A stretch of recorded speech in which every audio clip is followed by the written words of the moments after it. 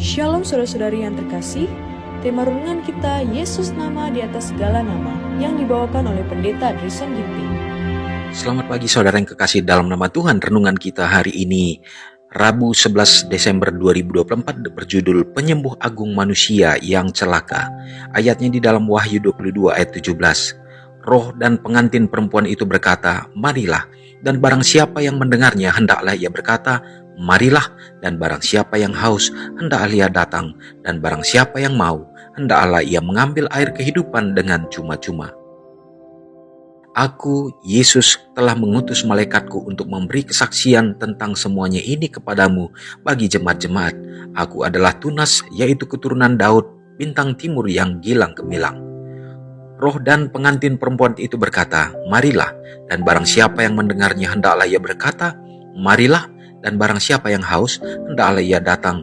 Dan barang siapa yang mau hendaklah ia mengambil air kehidupan dengan cuma-cuma. Wahyu 22 ayat 16 dan 17.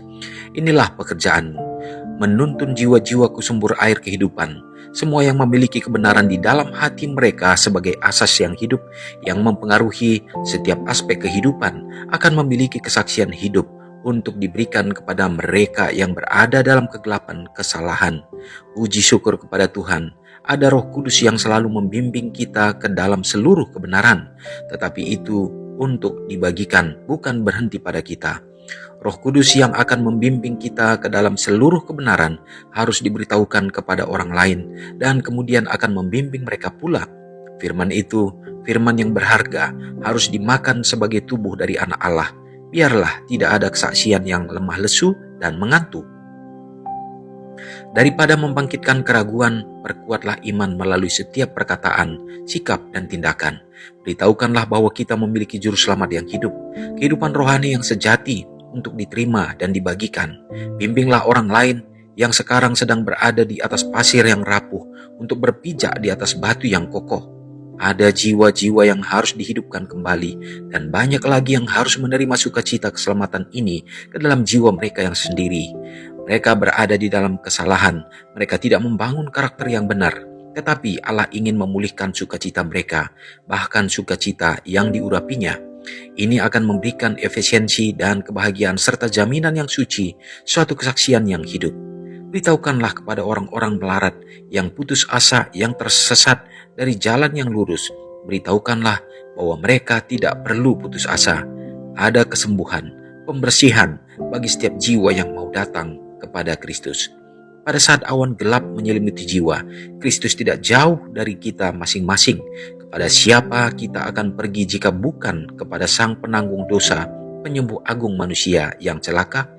Perkataanmu adalah perkataan hidup yang kekal. Yohanes 6 ayat 68.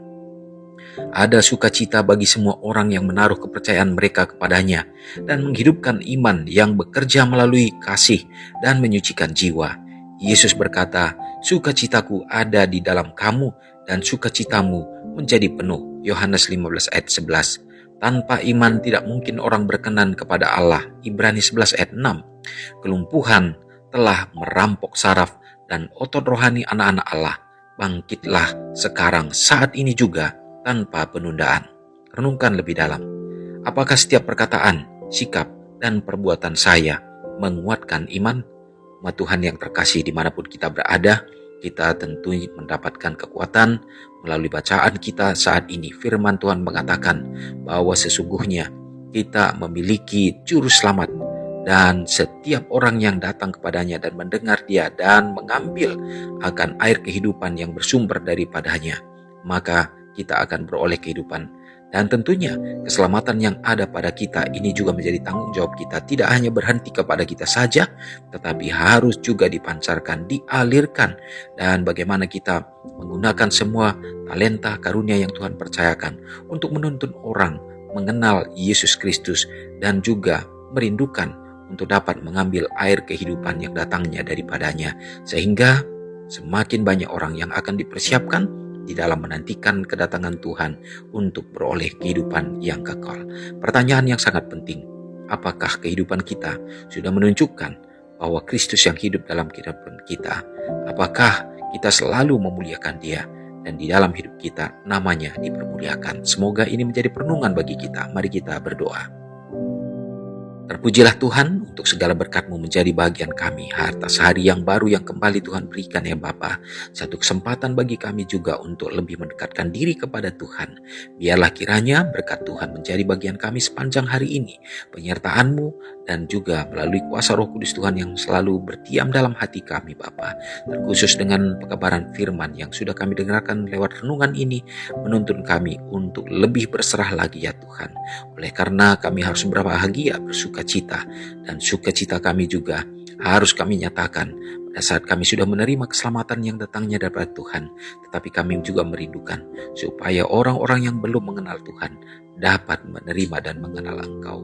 Tuntunlah kami supaya kami dapat memperkenalkan Kristus dan juga membawa satu jiwa untuk lebih dekat kepadamu. Tuhan, hari ini dalam kehidupan kami serahkan hidup kami ke dalam tangan Tuhan. Berikanlah kesehatan, berikan kekuatan, panjang umur.